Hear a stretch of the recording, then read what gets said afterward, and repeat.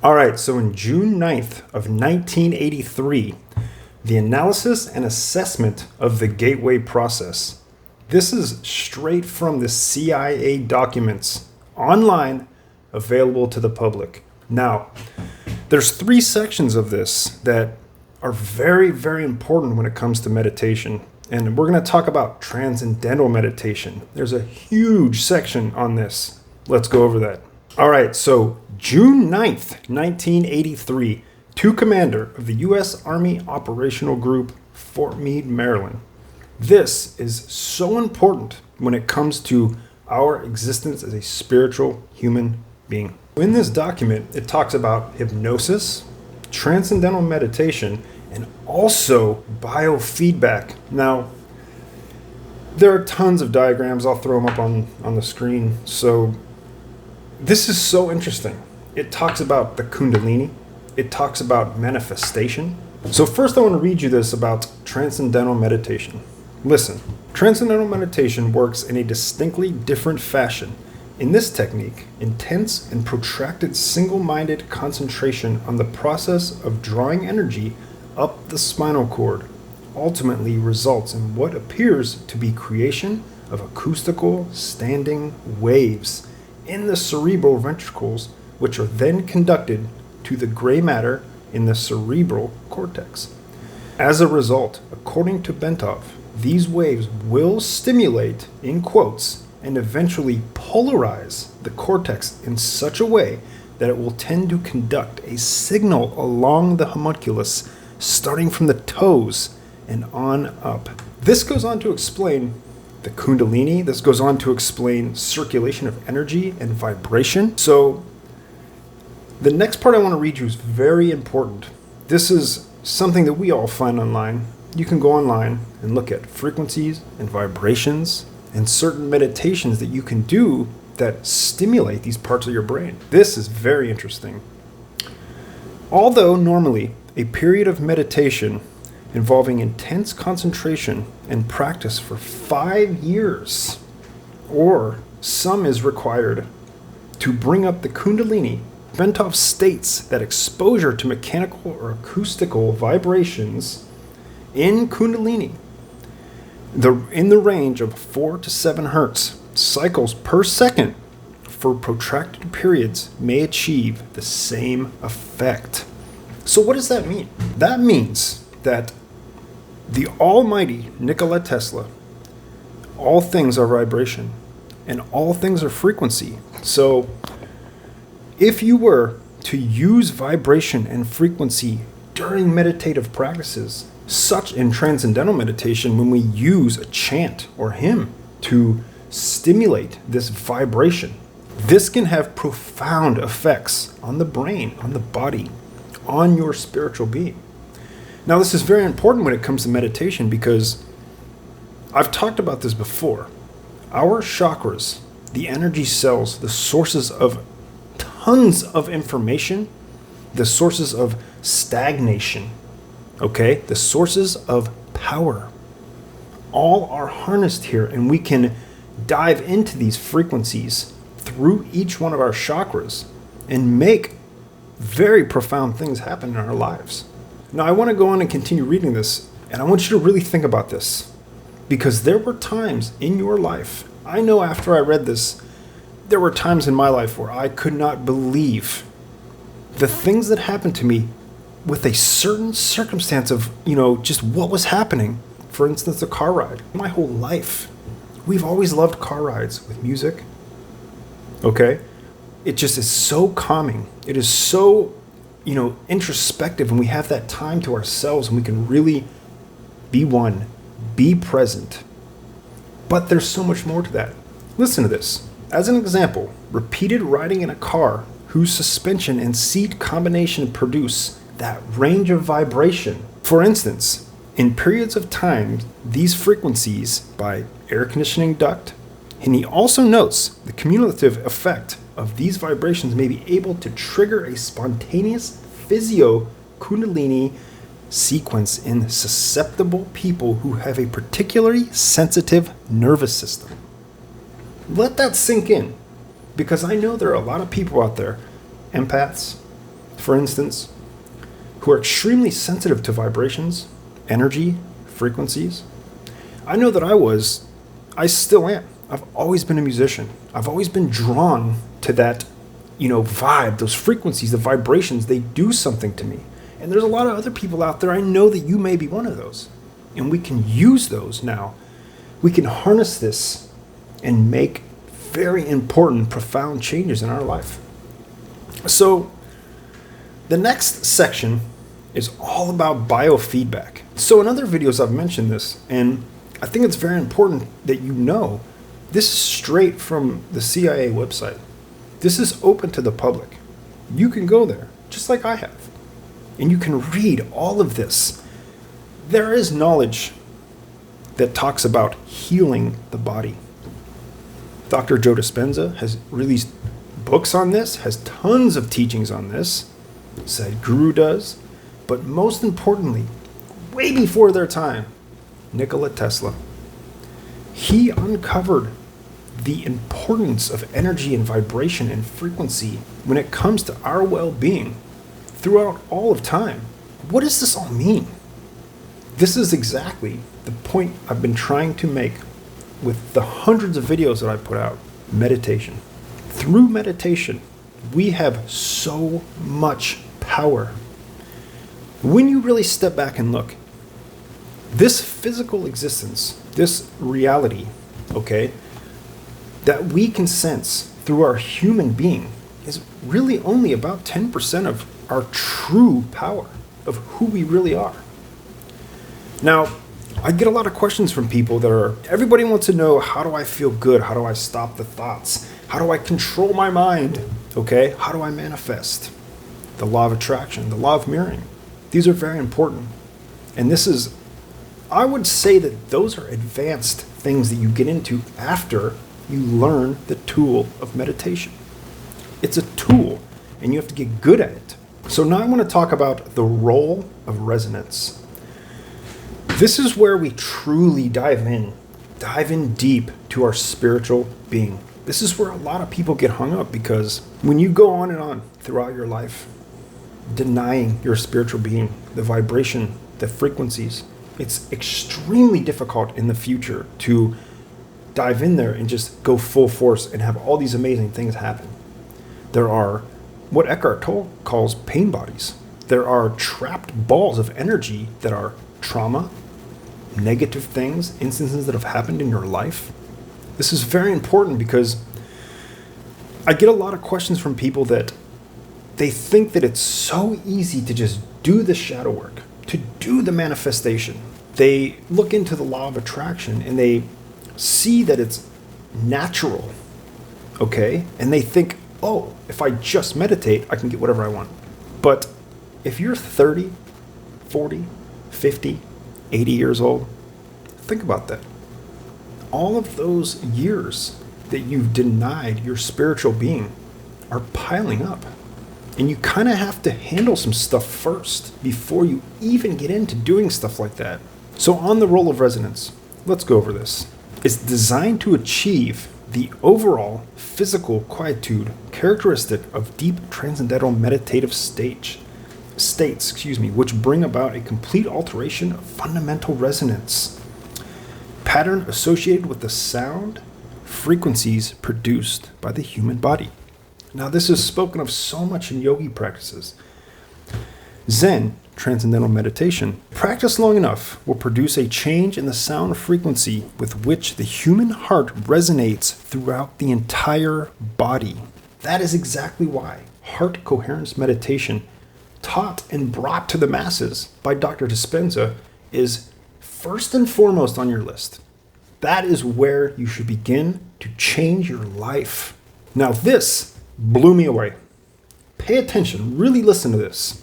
This change in resonance results from elimination of what the medical profession calls the bifurcation echo, so that the heartbeat can move in sync up and down the circulatory system in harmonious resonance, approximately 7 times a second. So the role of this process is to not only affect the physical body, but the electromagnetic energy surrounding the heart and the heart chakra. I want to give you a little bit of a backstory on the heart chakra. Let's go over that real quick. It is the color green, and it is, of course, what governs love, compassion, connection, healing. Now think about this. The organs closest to these chakras are what it really affects physically. So the lungs, the heart, of course, okay, the stomach, the chest, the circulatory system. Now there is an actual frequency that we can pair with the heart. So if you go online and you're looking at meditations and you specifically are focused on heart chakra meditation, 639 hertz is what you're looking for. And that's very important. Now your next question might be, well, Dre, how do I know if I have blocks? How do I know if I have locked energy in this heart chakra? How do I know? If you're still suffering from a heartbreak from many years ago, okay, or if you're struggling with love or forgiveness, this is the heart chakra. If you suffer from lack of compassion or empathy towards others, this is also the heart chakra. When I began to really pay attention on my chakras, when I got to my heart, because I didn't start at my heart, I would teach you to start there. I did not. And when I finally got to my heart chakra, I realized it really teaches you accountability, because you have to step back from yourself and realize, look, I actually feel this way. And you have to come to terms with that. And only by doing that can you truly make steps into the right direction of progress. So the element of the heart chakra is air. I'm an air sign. The astrology that you see in the newspaper, where they tell you how your day is going to be and stuff like that, that's BS. But true astrology, your birth, the stars, frequencies, this is very powerful. And I'll do more videos on that if you like. Comment down below if you'd like me to talk about that, and I will. So what things do you crave food-wise? This is so weird. When I learned this, I thought, oh my God. Because, you know, when you start going on the self-development route, you realize like, oh, I need to eat this. I need to work out. I need to do all this stuff. And you start to become aware of the things you're craving, like the foods you crave. All I wanted was leafy greens. I found that making smoothies was like the quintessential for me.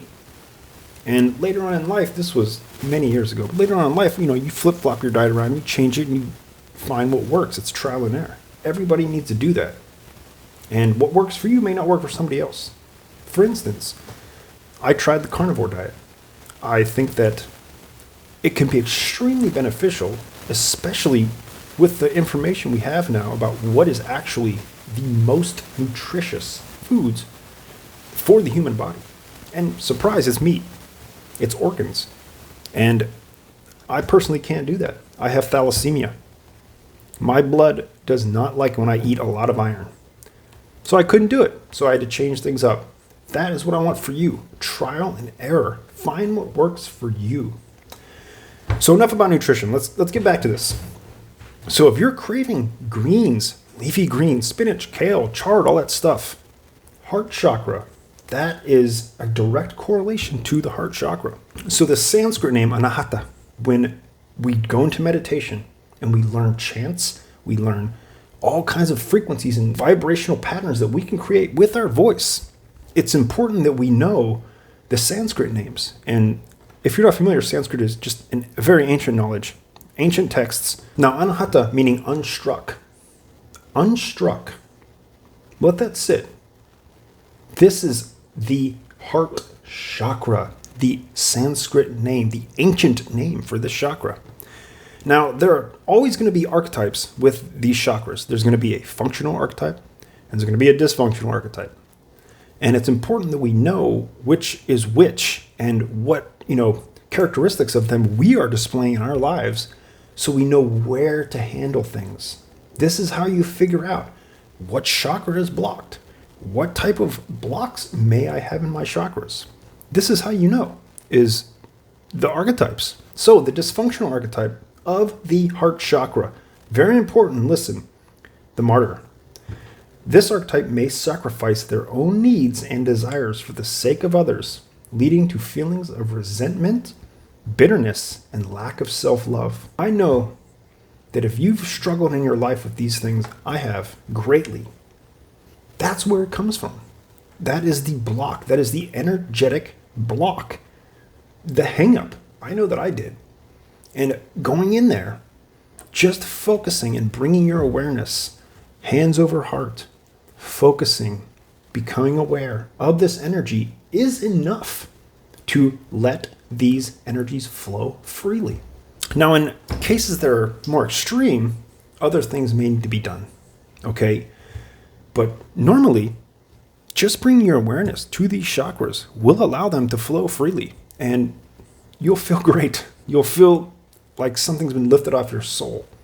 But you have to keep up with this practice of meditation. It's important every day, especially if you're down in the dumps and you know something's wrong and it feels like life should be giving us more, or there's just more to do. Double down, and enjoy the process. Enjoy meditating. Let's go over the functional archetype. The functional archetype, if you display these characteristics, you're flowing pretty well. So, the lover, duh. See how no-brainer this stuff can be when you really think about it? It's kind of common sense. Your heart chakra, the lover, of course would be the positive aspect of these energies.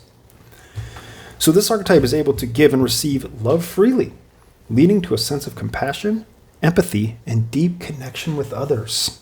It's very important that we know this because I think a lot of struggles, especially now with the separation of humans and just everybody's on their own idealistic path, and it's hard to open up to other people. I'm not saying that this is the cure-all. I'm not saying that this is what's going to change the world and your life will be a completely different story if you just do this. No, it takes time and it takes a lot of work. And that's why shadow work is a huge part of what I teach and a lot of other coaches will teach, because it's tough and daunting at times, but the payoff is unbelievable. Unbelievable. How does this all tie into the CIA? What am I really talking about here? What am I really getting at? So if you've studied any bit of meditation practices or how meditation truly affects the body, your prana, how it develops in the sacral chakra, your kundalini, I'm sure you may have heard of this. How is this energy manipulated and moved and used for good? This, to just give you a little bit of clarity, when we meditate, that's what we're doing. From the ground up, from ground zero. Okay? Stimulation of the nerves, of the prana, of the life force. The resulting vibration is received and transmitted into the brain itself via the fluid-filled third and left ventricles located above the brain stem. An electromagnetic pulse is then generated, which stimulates the brain to raise the amplitude and frequency of brainwave output. That's very important to note. You have so much power that it would be an immense disservice to yourself to not even try meditation or just attempt. Nothing is still. Nothing. Albert Einstein went on to also study this. And now we have greats like Dr. Dispenza, Deepak Chopra. We have these teachings. It's incredibly important that now, in this day and age, I believe more than ever, meditation is the path to your happiness. And people get that confused because when you're deep down in the muck, and I know exactly how this goes, just practicing 15 minutes of meditation can truly change your life. It can change your day. But it's so much more than that. It's so much more than that. And I urge people to not just stop there, but to continue with this practice and really unveil what we have to offer to ourselves, not only ourselves, but to others, to the whole world. The brain is contained by a thin, cushioned layer of fluid located between it and the skull. As the coherent resonance produced by the human heart in a state of profound relaxation reaches the fluid layer surrounding the brain, it sets up a rhythmic pattern in which the brain moves up and down. Approximately 0.005 to 0.010 millimeters. in a continuous pattern. This is exactly why I coach meditation. That is the profound experience that we all search for, that every coach talks about.